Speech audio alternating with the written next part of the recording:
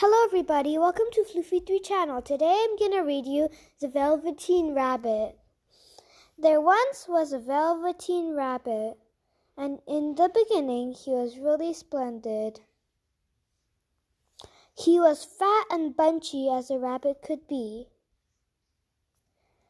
His coat was spotted brown and white, he had real thread whiskers, and his ears were lined with pink sateen. On Christmas morning, when he sat wedged on top of the boy's stocking, with the sprig of holly between his paws, the effect was charming. There were other things in stockings, nuts and oranges and a toy engine, and chocolate, almonds, and a clockwork mouse. But the rabbit was quite the best of all. For at least 2 hours the boy loved him. Then the aunts and uncles came to dinner.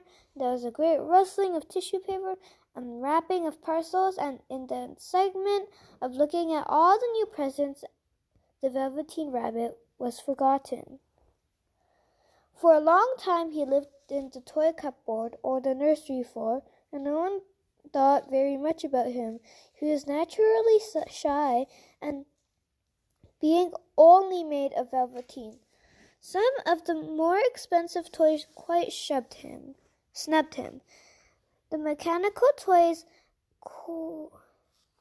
were very superior and looked down upon everyone else.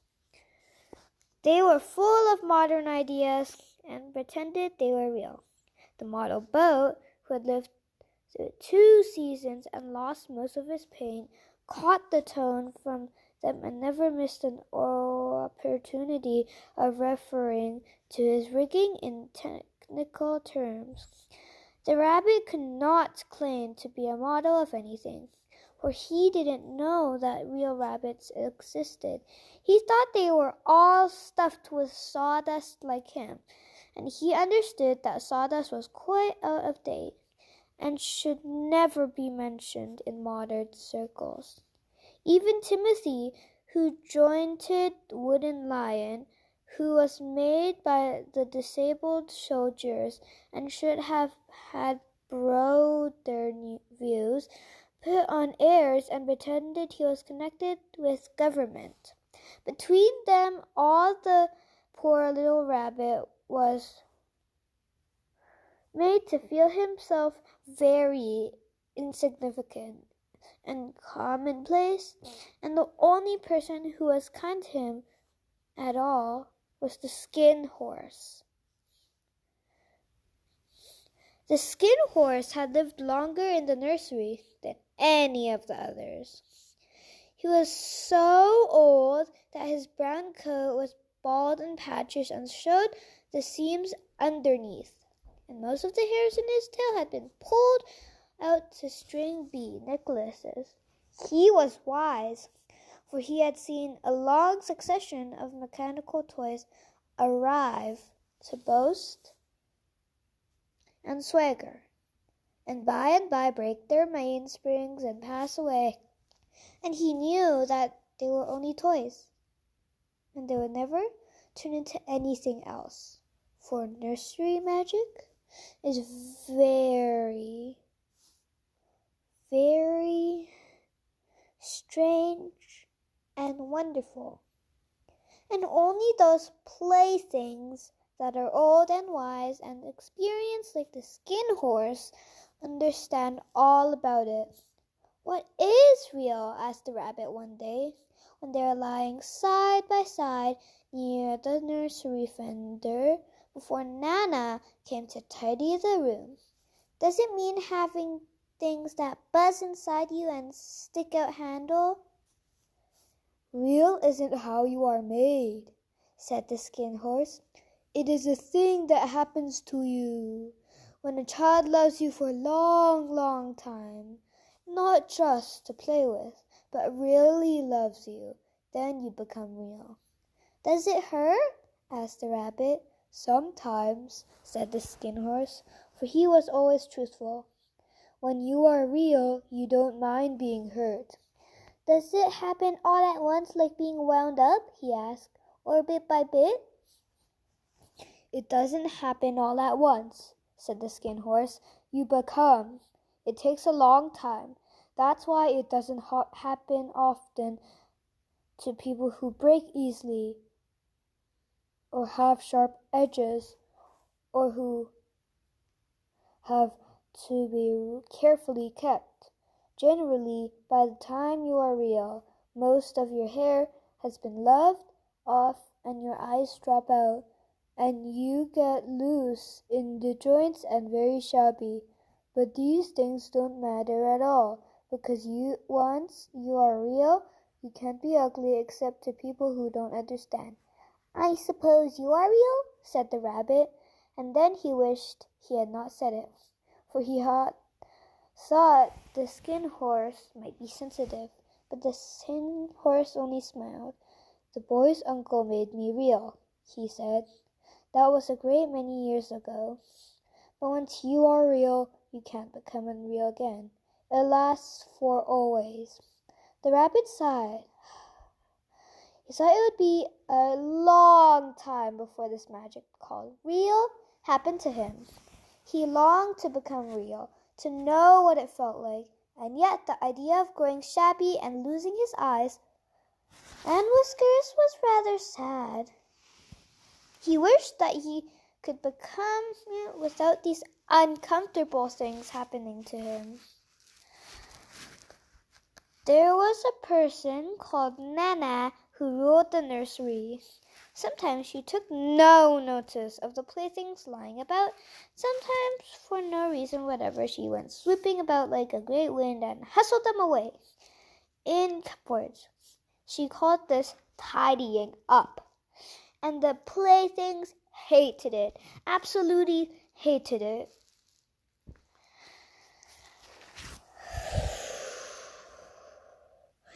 Especially the tin ones.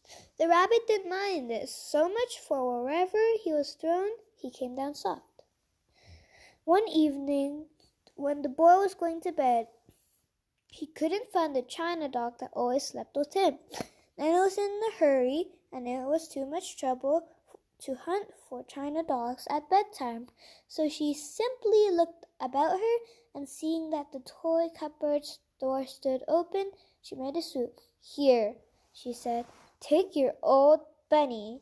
He'll do to sleep with you." And she dragged the rabbit out by one ear and put him to the boy's arms. That night, and for many nights after, the Velveteen Rabbit slept in the boy's bed. At first, he found it rather uncomfortable, for the boy hugged him very tight, and sometimes he rolled over him.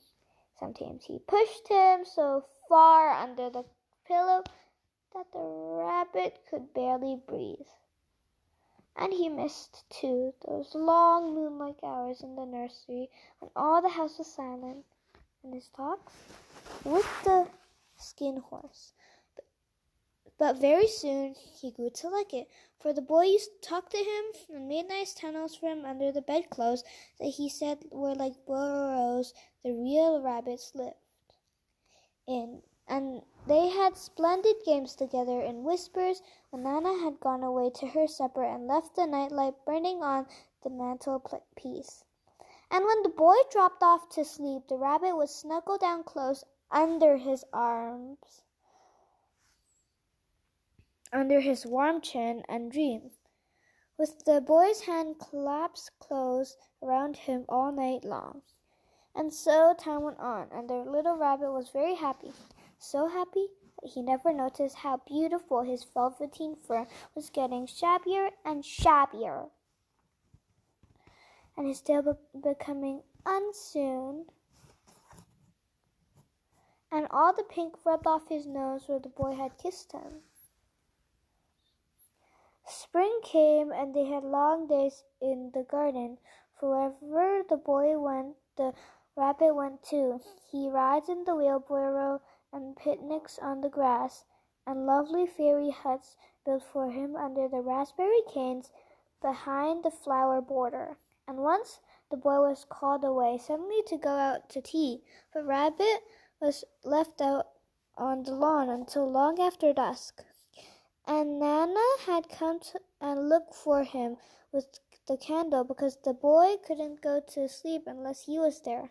He was wet through the dew and quite earthy from diving into the burrows the boy had made for him in the flower bed, and Nana grumbled as she rubbed him off with a corner of her apron. "You must have your old bunny," she said. "Fancy all that fuss for a toy." The boy sat up in bed and stretched out his hands. "Give me that bunny," he said. "You mustn't say that. He isn't a toy. He's real." When the little rabbit heard that, he was happy, for he knew that the Skin Horse had said it was true at last. The nursery magic had happened to him, and he was a toy no longer. He was real. The boy himself had said it. That night he was almost too happy to sleep, and so much love stirred in his sawdust heart that it almost burst. And into his boot-button eyes, that had long ago lost their polish, there came a look of wisdom and beauty, so that even Nana noticed it next morning when she picked him and said, "I declare if that old bunny hasn't got quite a knowing expression." That was wonderful summer. Near the house where they lived was a wood, and long June evenings the boy liked to go there after tea to play. He took the Velveteen Rabbit with him, and before he wandered off to pick flowers or play at the brigands among the trees, he always made the rabbit a little nest somewhere among the bracken where he would be quite cozy, for he was a kind-hearted little boy, and he liked the bunny to be comfortable. One evening, while the rabbit was lying there alone, watching the ants that ran to and fro between his velvet paws in the grass, he saw two strange beings creep out of the tall bracken near him. They were like Rabbit himself, but quite furry and brand new. They must have been very well made, for their seams didn't show at all, and they changed shape in a queer way when they moved. One minute they were long and thin, and the next minute fat and bunchy.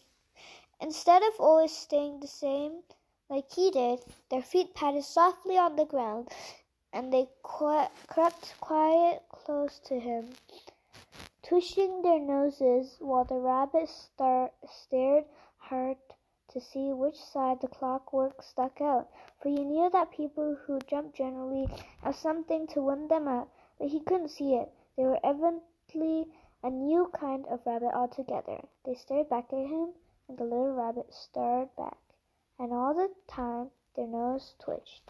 "Why don't you get up and play with us?" one of them asked. "I don't feel like it," said the rabbit, for he didn't want to explain that he had no clockwork. "Ho!" said the furry rabbit. "It's as easy as anything." And he gave a big hop sideways, stood on his hind legs. "I don't believe you can," he said. "I can," said the little rabbit. "I can jump higher than anything." He meant when the blue boy threw him, but of course he didn't want to say so. "Can you hop on your hind legs?" asked the furry rabbit. That was a dreadful question, for the Velveteen Rabbit had no hind legs at all. The back of him was made of all in one piece, like a pincushion. He sat still in the bracken and hoped that the other rabbits wouldn't notice. "I don't want to," he said again. But the wild rabbits had very sharp eyes, and this one stretched out his neck and looked. "He hasn't got any hind legs," he called out. "Fancy rabbit without any hind legs," and he began to laugh. "I have," cried the little rabbit. "I've got hind legs. I'm sitting on them." "Then stretch them out and show me, like this," said the wild rabbit, and he began to whirl round and dance, till the little rabbit got quite dizzy. "I don't like dancing," he said. "I'd rather sit still." But all the while he was longing to dance, for a funny new tickle feeling ran through him, and he felt he would give anything in the world to be able to jump about like these rabbits did. A strange rabbit stopped dancing and came quite close. He came so close this time that his long whiskers brushed the Velveteen Rabbit's ear, then wrinkled his nose. Suddenly and flattened his ears and jumped backwards. "He doesn't smell right," he exclaimed. "He isn't a rabbit at all. He isn't real." "I am real," said the rabbit. "I am real. The boy said so." And he nearly began to cry. Just then there was a sound of footsteps, and the boy ran past near them, and with a stamp of feet and flash of white tails, the two strange rabbits disappeared. The end. Thank you for watching Floofy Tree channel. Hope you liked the story. Bye!